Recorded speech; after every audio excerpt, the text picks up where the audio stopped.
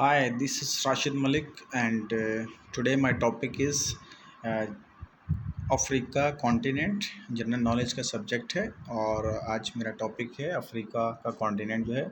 आज हम सारी चीज़ें डिस्कस करेंगे कि अफ्रीका की कौन सी मेन पॉइंट्स या कौन सी मेन इंफॉर्मेशन है इम्पॉर्टेंट, जो कि मुख्तलिफ़ टेस्ट वगैरह में आ जाती हैं। तो चलिए स्टार्ट करते हैं अपना मेन टॉपिक। तो अफ्रीका की कुछ इंट्रोडक्शन देख लेते हैं, क्या कौन सी चीज़ें हैं, मेन पॉइंट्स हैं इसके।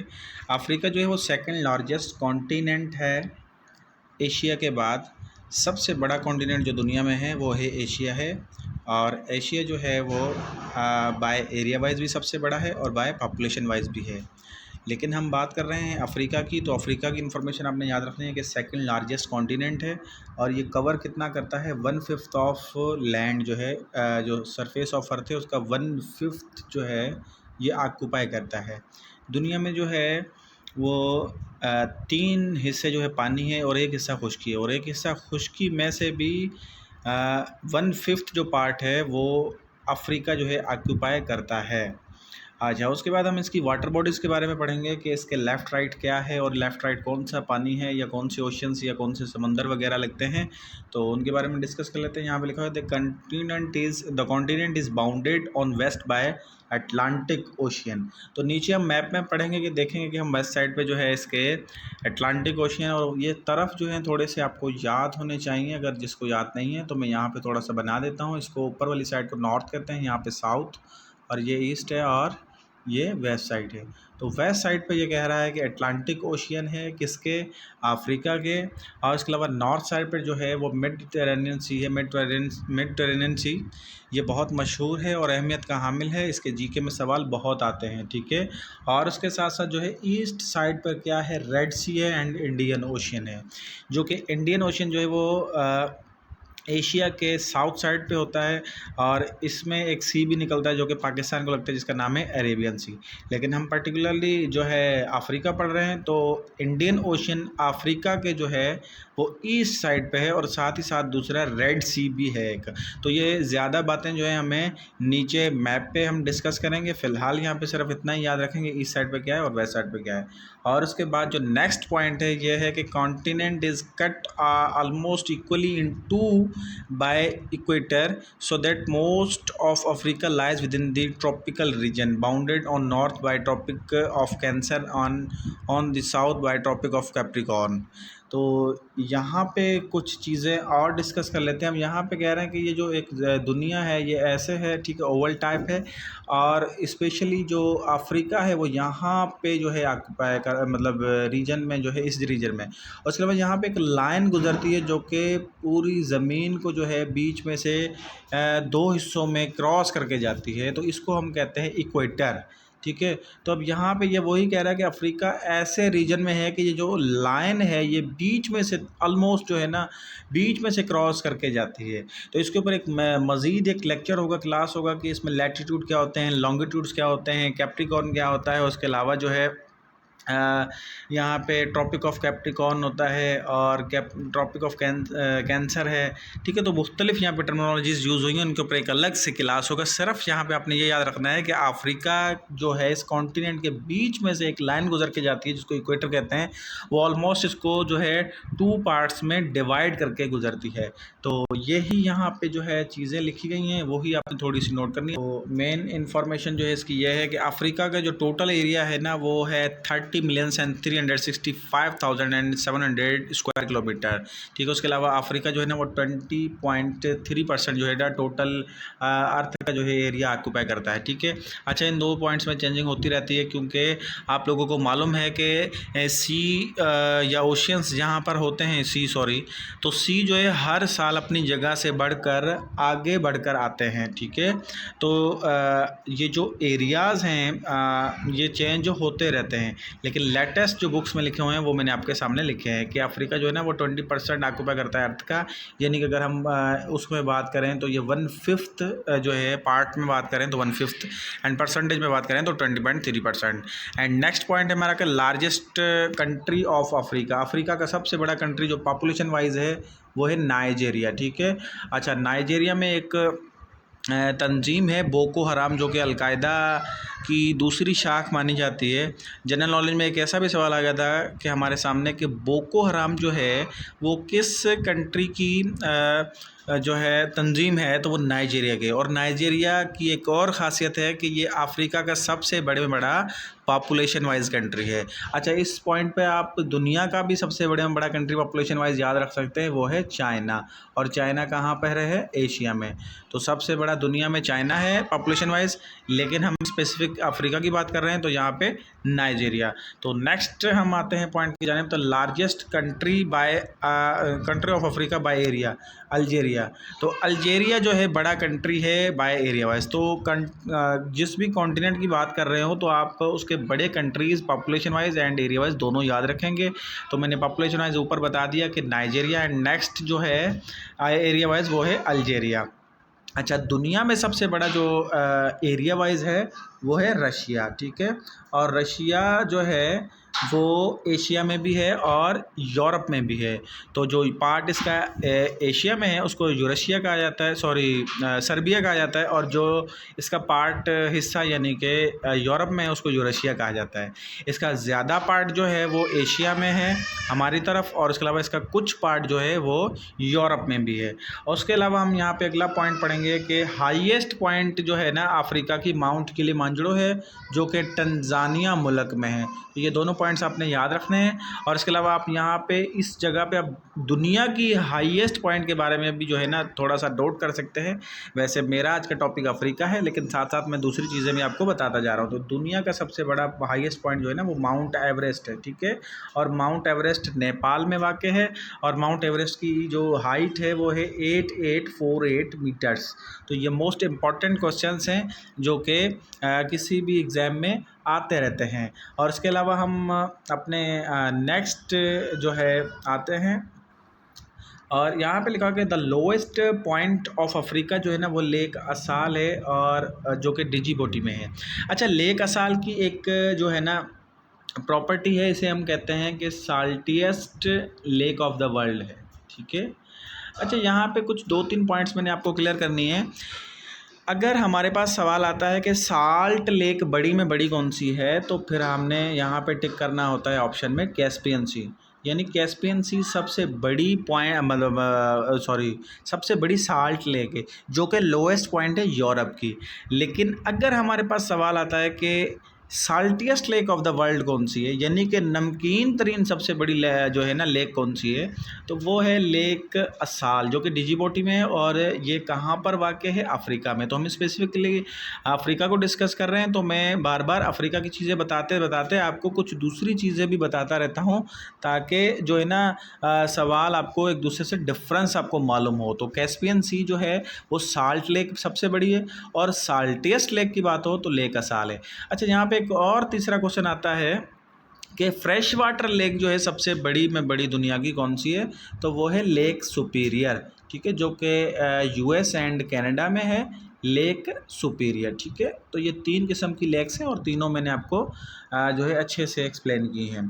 तो नेक्स्ट आ जाते हैं लेक असाल का। मैंने पहले ही बता दिया था, ये ऊपर ही lake Assal is also called saltest lake of the world.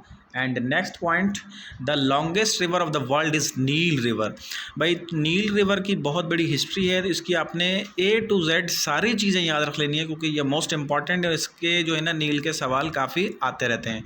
तो लॉन्गेस्ट रिवर जो है ना नील है लॉन्गेस्ट रिवर, ठीक है। उसके अलावा इसकी लेंथ कितनी है? 6670 किलोमीटर है।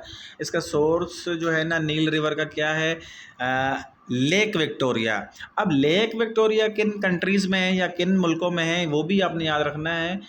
Tanzania, Uganda and Kenya. तो यहाँ पे ये जो है लेक विक्टोरिया है, जहाँ से ये दरिया नील शुरू होता है। अच्छा, इसके अलावा एक और पॉइंट है लास्ट के, इसका आउटफ्लो कहाँ होता है, तो रिवर नील का आउटफ्लो जो है ना मेडिटेरियन सी में होता है, ठीक है। अब ये खुदा की कुदरत है कि इस तरह कुछ अफ्रीका है, और इसके अलावा ये कीनिया, युगांडा और ये जो है ना यहाँ पे ये कंट्रीज़ वाक़ हैं, और इसके अलावा मेडिटेरियन से जो है ना नॉर्थ साइड पे है। ठीक है। अब हमेशा पानी जो है ना फ्लो करता है नीचे वाली साइड, लेकिन अब ये जो जो दरिया स्टार्ट हो रहा है वो या इन कंट्री से स्टार्ट हो रहा है, यानी युगांडा, कीनिया एंड टंजानिया, और इसका आउटफ्लो जाके ऊपर वाली साइड यानी मेडिटेरेनियन सी में इसका हो रहा है। तो आपने ये सारी पॉइंट्स इसकी याद रखनी है, और इसके साथ साथ एक दो पॉइंट्स मैं और बता रहा हूँ, ये मोस्ट इम्पॉर्टेंट है, ये आपने लाजमी याद रखनी है जी। तो अगर आपके पास आता है कि लार्जेस्ट रिवर कौन सा है, ठीक है, तो लार्जेस्ट रिवर में आपने करना होता है अमेज़न, ठीक है। अच्छा, अगर हमारे पास लॉन्गेस्ट रिवर की बात होती है तो फिर आपने करना होता है नील रिवर। अगर हमारे पास लार्जेस्ट रिवर की बात होती है तो फिर हमने करना होता है अमेज़न। अच्छा, उसके अलावा अमेज़न रिवर को फादर ऑफ वाटर्स भी कहा जाता है। और उसके अलावा हमारे पास पाकिस्तान में एक रिवर है सबसे बड़ी, इंडस रिवर है, जिसकी 2900 किलोमीटर जो है ना लेंथ है। आजकल जो है एमसीक्यूज़ में कुछ 3180 किलोमीटर इसकी लेंथ भी आ रही है। तो आपने ये दोनों पॉइंट्स याद रखनी है। बहरहाल हमारा मेन पॉइंट ये है कि जो इंडस रिवर है यानी कि सिंधु दरिया, इसकी दरियाए सिंध की जो टाइटल है उसको हम कहते हैं फादर ऑफ रिवर्स, ठीक है। अमेज़न को फादर ऑफ वाटर्स, और इसके अलावा इसका और टाइटल है largest river of the world. And उसके अलावा अगर नील की बात हो रही है तो longest river of the world. अच्छा, अमेज़न को हम सेकंड लॉन्गेस्ट भी कह सकते हैं। लॉन्गेस्ट एंड लार्जेस्ट में थोड़ा सा डिफरेंस है। लॉन्गेस्ट का मतलब ये है कि लंबाई में सबसे बड़ा, एंड लार्जेस्ट यानी कि ये चौड़ाई में होगा और जो है लंबाई में इतना बड़ा नहीं होगा। अगर हम लंबाई की बात करते हैं अमेज़न की, तो इसकी जो है ना लंबाई मुख्तलिफ आती है, लेकिन 6448 ज़्यादा जगहों पे देखी है हमने, और इसके अलावा 6400 जो है किलोमीटर इसकी, ये भी हमने मुख्तलिफ बुक्स में पढ़ी है। बहरहाल ये दोनों आपने याद रखनी है, जो मैंने टाइटल्स बताएं ये याद रखने, ये मोस्ट इंपॉर्टेंट है और डिफरेंट टेस्ट में ये आ चुके हैं। तो रिवर नील के साथ साथ मैंने कुछ दूसरी रिवर्स की भी जो है आपको डेटा बताया है, ये आपने लाजमी जो है मेमोराइज करना है। अच्छा, उसके बाद हम देखते हैं कि विक्टोरिया फॉल्स है, जो कि जिम्बाब्वे में जो है ना लोकेटेड है। अच्छा, यहाँ पे एक दो बातें हैं कि एक है लेक विक्टोरिया एंड दूसरा है विक्टोरिया फॉल्स। तो लेक विक्टोरिया जो है ना वो क्या है, वो सोर्स है किसका, नील रिवर का, जहाँ से स्टार्ट होता है। अच्छा, उसके अलावा एक विक्टोरिया फॉल्स है, यानी जो पानी ऊपर पहाड़ों से जो गिरने वाली सीनरियाँ होती हैं, अमूमन हमारे घरों में भी और लोग अपने दफ्तरों में भी इस तरह की जो है सीनरीज लगाते हैं, जिसे हम वाटरफॉल्स कहते हैं। तो एक विक्टोरिया फॉल्स है जो कि जिम्बाब्वे में है, ठीक है। अच्छा, ये भी याद रखना है, ये पास्ट पेपर से सवाल लिए गए हैं। वर्ल्ड्स 4th लार्जेस्ट आइलैंड है। अच्छा, आइलैंड उसे कहते हैं जो कि पानी के दरमियान होता है, मतलब उनके चारों तरफ ना पानी होता है, उसके किसी भी साइड जो है ना कोई कंट्री नहीं होता, उसे हम कहते हैं आइलैंड, यानी उर्दू में उसे जजीरा भी कहते हैं। अच्छा, दुनिया का चौथा नंबर जो है आइलैंड, उसका नाम है मदागास्कर। तो मदागास्कर जो है ना वो अफ्रीका में वाक़ है। अच्छा, अफ्रीका का पूरा कॉन्टिनेंट ना ऐसे मिला जुला है, एक अलग से ऐसे टुकड़ा सा है जो कि पानी में है, लेकिन ये आता अफ्रीका के कॉन्टिनेंट में है। लेकिन ये किस पानी में है, ये भी सवाल बहुत आता है कि ये किस पानी में, ये इंडियन ओशियन में है, ठीक है अफ्रीका का, लेकिन पानी किस में है ये मानिए कि किस जो है ओशियन में है, इंडियन ओशियन में। उसके अलावा जो है एक और पॉइंट है कि the second highest waterfall of the world is Tugela. अच्छा, वाटरफॉल के बारे में मैंने पहले ही बताया कि वाटरफॉल जो है ना दुनिया का दूसरा नंबर वाला तोगेला वाटरफॉल है, जो कि साउथ अफ्रीका में लोकेटेड है। और इसके अलावा इसकी हाइट कितनी है, 3110 फीट, ठीक है। अब यहाँ पे मैंने 3 सवाल आप लोगों को बताया, एक दफ़ा रिवाइज़ कर रहा हूँ और अच्छे से इसको जो है ना आप लोग मेमोराइज़ कर लें। ये सारे पास्ट पेपर से उठाए गए सवालात हैं जो कि अफ्रीका से आए हुए हैं। अच्छा, सबसे जो ऊंचा पॉइंट है दुनिया में, मतलब वाटरफॉल्स की बात हो रही है, वो है एंजल फॉल, ठीक है। मैंने दूसरा बताया तो आपके जहन में आ रहा होगा कि फर्स्ट कौन सा है, एंजल फॉल है, जो कि साउथ अमेरिकन किसी कंट्री में है, ठीक है। एंजल फॉल्स जिसकी जो हाइट है वो है 3212 फीट, ठीक है। अब उस कॉन्टिनेंट की बात हम इसलिए नहीं कर रहे क्योंकि आज हमारा टॉपिक जो है ना वो है अफ्रीका। तो हम अफ्रीका की मेन चीज़ें वो देख रहे हैं जो जनरल नॉलेज में आ चुकी हैं। तो यहाँ पे मैंने सिर्फ आप लोगों को एक मेन पॉइंट बताया था कि सेकंड हाईएस्ट जो वाटरफॉल है उसका नाम है तोगेला, जिसकी हाइट है 3110 फीट, जो कि साउथ अफ्रीका में वाक़ है। और एंजल्स फॉल की मैंने बताया कि ये दुनिया का सबसे हाईएस्ट वाटरफॉल है जो कि 3212 फीट है। और साउथ अमेरिकन कंट्री है वेनेजुला, काफ़ी वेनेजुला भी पढ़ते हैं इसको, काफ़ी वेनेजुला पढ़ते हैं, तो आप इसको प्रोनाउंसिएशन किसी भी तरीके से पढ़ सकते हैं। बहरहाल साउथ अमेरिका का कंट्री है वेनेजुला, तो वहाँ पे ये जो है ना highest waterfall of the world जो है लोकेटेड है। उसके बाद जो है दुनिया का सबसे बड़ा डेजर्ट जो है ना वो है सहारा डेजर्ट, और इसकी जो है ना मतलब एरिया कितना है 3.5 मिलियन स्क्वायर माइल्स। आप ये याद रखें, लेकिन ये याद रखना है कि सहारा जो है ना दुनिया का सबसे बड़ा डेजर्ट है। और उसके अलावा ये इतना बड़ा डेजर्ट है कि किसी एक कंट्री में नहीं है, अफ्रीका के 10 कंट्रीज़ में ये फैला हुआ है सहारा डेजर्ट। और उसके अलावा दुनिया का दूसरा जो डेजर्ट है कलहरी डेजर्ट, वो भी अफ्रीका में है, लेकिन अफ्रीका के साउथ अफ्रीका कंट्री में है। और उसके बाद जो है ये कलहरी जो है ना सेकंड नहीं है, कलहरी थर्ड लार्जेस्ट है। मैंने नीचे पॉइंट वो लिखा भी है, Kalahari desert is a world third largest desert है। और उसके बाद जो है अगला पॉइंट हम देखते हैं कि the largest manmade canal in the world is Suez canal. भाई ये सुइज़ कैनाल का बहुत इंपॉर्टेंट क्वेश्चन है, most important and most repeated question में से एक है कि लार्जेस्ट जो मैनमेड कैनाल है ना उसे हम कहते हैं सुइज़ कैनाल। अच्छा, उसके अलावा ये जो longest river of the world है ना नील, ये नील की जितनी भी पॉइंट्स बताई थी एक पॉइंट रह गई है जो कि मैंने अभी नीचे लिखा है कि इजिप्ट में जो है ना ये वाक़ है नील, जिसकी वजह से इसका टाइटल भी पड़ा हुआ है गिफ्ट ऑफ नील। अच्छा, उसके अलावा हमारे पास जैसे क्या कहते हैं पाकिस्तान में एक इलाका है खूबसूरत कश्मीर, जिसे हम कश्मीर को अगर हम एक टाइटल भी देते हैं कि ये स्विट्ज़रलैंड ऑफ पाकिस्तान है। या उसके अलावा अगर हमारे पास एक सिंध में एक तफरीही मकाम है गोरख हिल स्टेशन, उसके ऊपर भी हम एक रवायती अंदाज से उसके ऊपर एक टाइटल डालते हैं कि ये सिंध की कोहमरी है। बिल्कुल इसी तरह अफ्रीका का एक कंट्री है स्वाज़ीलैंड, उसको कहा जाता है कि ये स्विट्ज़रलैंड ऑफ अफ्रीका है। तो ये सवाल भी जो है ना एक आधा दफ़ा हमारे पास टेस्ट में आया हुआ है, और इस वजह से मैंने यहाँ पे भी मेंशन किया है कि स्वाज़ीलैंड एक कंट्री है अफ्रीका का जिसका टाइटल है Switzerland of Africa. First heart transplantation जो है ना वो परफॉर्म की थी साउथ अफ्रीकन डॉक्टर ने, क्रिश्चियन बर्नार्ड ने, केपटाउन में 1967 में।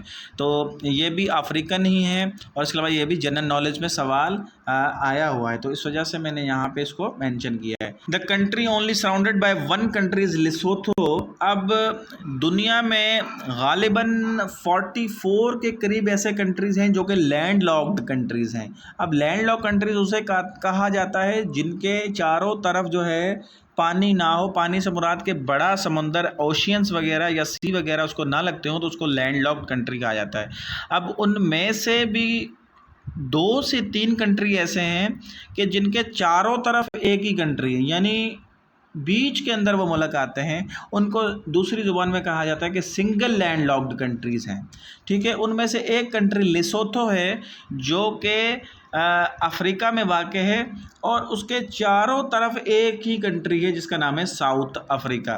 ठीक है, लिसोथो सिंगल लैंड लॉक कंट्री है जो कि अफ्रीका में वाक़ है, जिसके चारों तरफ एक ही कंट्री जिसका नाम है साउथ अफ्रीका। उसके अलावा एक रिवर इस यहाँ पे जो है ना फ़्लो करती है जिसका नाम है ऑरेंज रिवर, ये भी जो है ना मेन पॉइंट है। उसके अलावा दुनिया में मुख्तलिफ पर्सनालिटीज़ ऐसी गुजरी हैं कि जिनका बहुत बड़ा नाम है, जिनका बहुत बड़ा रोल है, और जनरल नॉलेज में उनके सवालात कभी कभी आ जाते हैं। तो नेल्सन मंडेला भी उनमें से एक पर्सनालिटी हैं कि जिन्होंने 27 साल जेल काटी। उसके अलावा एक इनकलाब लेकर आए, उसके अलावा फिर वो साउथ अफ्रीका के पहले ब्लैक प्रेसिडेंट बने।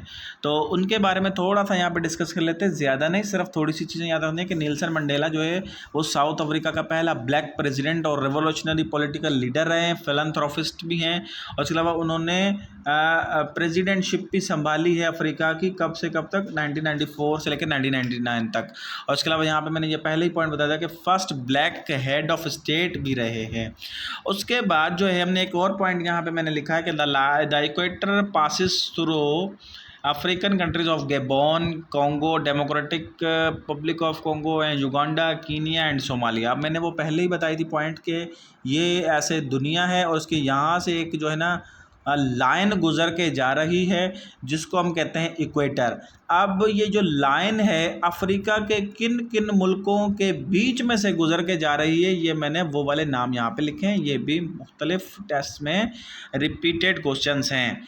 और उसके अलावा यहाँ पे हम नेक्स्ट आते हैं लैंड लॉक्ड कंट्रीज़, यानी कि जिनको पानी नहीं लगता, जिनके चारों तरफ सिर्फ ज़मीन है। ऐसे 16 कंट्रीज़ हैं अफ्रीका के जिनके नाम मैं रीड कर देता हूँ। Botswana, Burundi, Burkina Faso and central African Republic and Chad, Ethiopia, Lesotho, Malawi, Mali, Niger, Rwanda, south Sudan, Swaziland and Uganda, ज़ैम्बिया, Zimbabwe.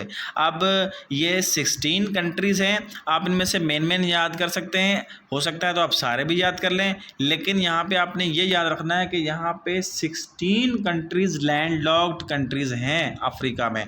उसके अलावा इनकी मेन इम्पॉर्टेंट सी पोर्ट्स के बारे में भी पढ़ लेते हैं। वैसे सी पोर्ट्स आपके पास बुक्स में बहुत सारी लिखी होंगी अलग से बना के, मैंने यहाँ पे मर्ज किया है, सिर्फ अफ्रीका की चीज़ें उनमें से सारी निकाल के लिखी हैं जो कि मोस्ट इम्पॉर्टेंट हैं, डिफरेंट एग्जाम्स में आई हुई हैं। तो हम सी पोर्ट्स को थोड़ा सा देख लेते हैं। अलेक्जेंड्रिया एंड सुइज पोर्ट जो है ना, ये सी पोर्ट्स हैं किसकी, इजिप्ट की। उसके अलावा केप टाउन जो है सी पोर्ट है अफ्रीका की, साउथ अफ्रीका की, ठीक है। उसके अलावा न्यूज़ एजेंसीज़ की कुछ बात कर लेते हैं, लेकिन ये न्यूज़ एजेंसीज़ वो वाले कंट्रीज़ की हैं अफ्रीकन जो कि पास्ट पेपर्स में बहुत ज़्यादा रिपीटेड हैं। तो एपीएस जो है वो न्यूज़ एजेंसी है अल्जेरिया की, एंड लाना न्यूज़ एजेंसी है लिबिया की, एंड केएनए न्यूज़ एजेंसी है कीनिया की, और इसके अलावा मीना जो है न्यूज़ एजेंसी है MENA इजिप्ट की, एंड नान न्यूज़ एजेंसी है नाइजेरिया की। अच्छा, यहाँ पे एक और पॉइंट है कि न्यूज़ एजेंसी में सबसे जो है ना बहुत ज़्यादा जो रिपीटेड क्वेश्चन आता है वो आता है AFP, दुनिया की ओल्डेस्ट न्यूज़ एजेंसी और पहली न्यूज़ एजेंसी है जिसका मतलब नाम है AFP, जो कि फ़्रांस की न्यूज़ एजेंसी है, जो कि बहुत ज़्यादा ये सवाल इसका आता रहता है कि AFP oldest news agency of the world भी है, फ्रांस की है, सबसे पहली न्यूज़ एजेंसी है। अच्छा, आगे चलते हैं।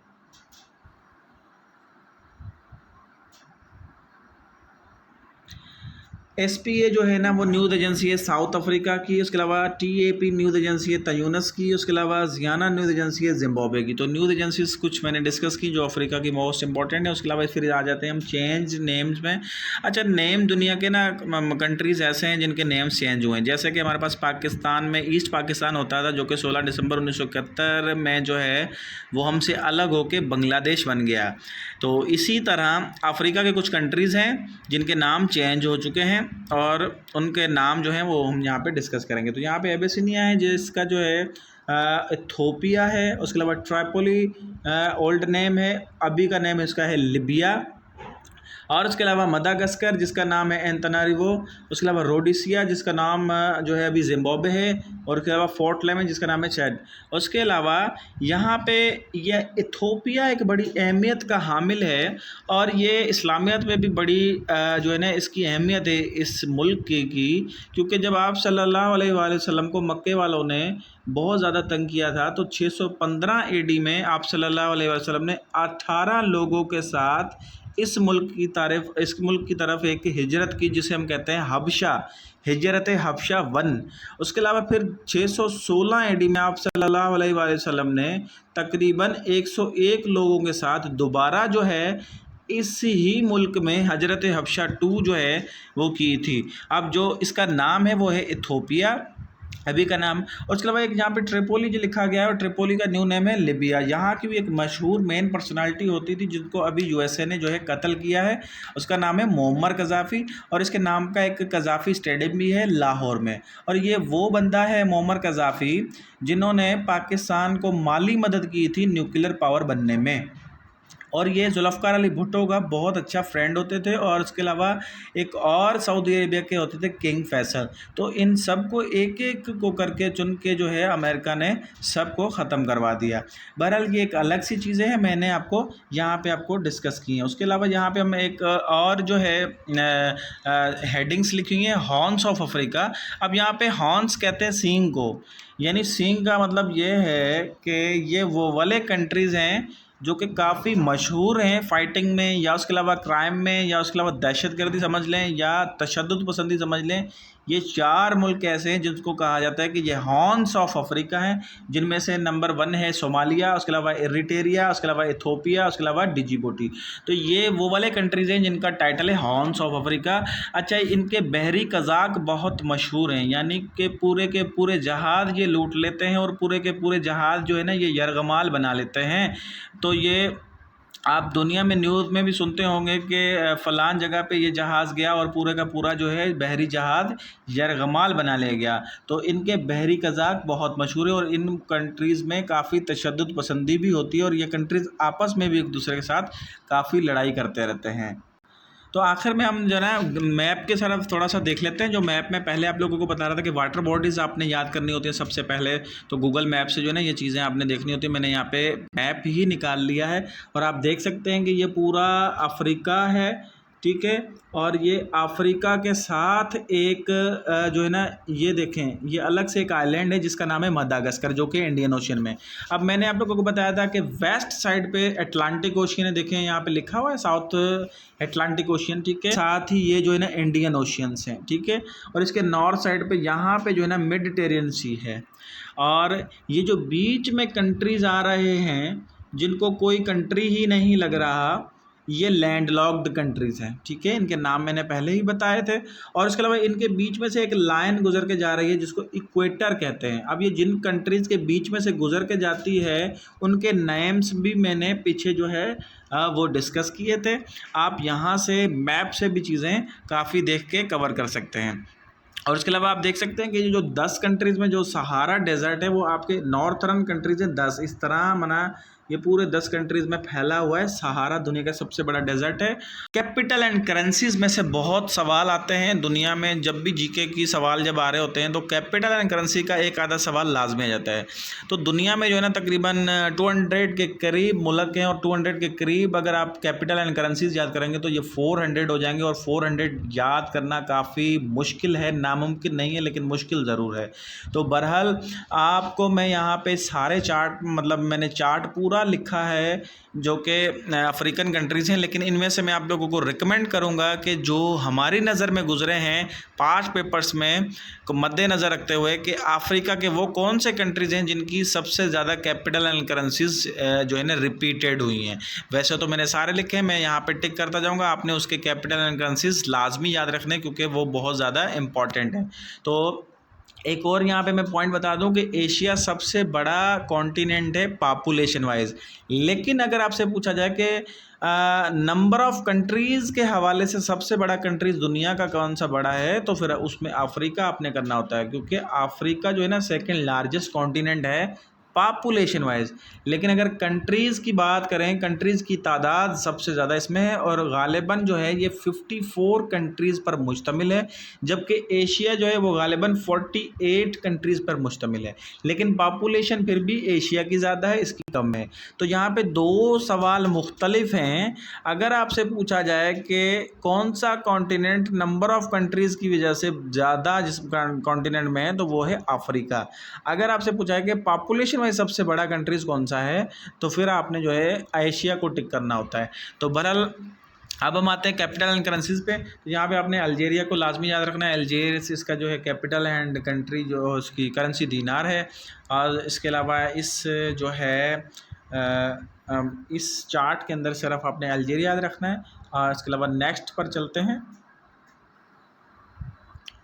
इसमें जो है आपने इजिप्ट, और इसके अलावा इजिप्ट का कायरा है एंड इजिप्टियन पाउंड ये याद रखना है। इथियोपिया, एडिस एडेबा एंड एथोपियन बिर, ये भी याद रखनी है। उसके अलावा घाना का जो है ना एकरा आता है, ये याद रखना है। उसके अलावा कीनिया बहुत इंपॉर्टेंट है, इसके आते हैं नीरोबी एंड कीनियन शिलिंग, ठीक है।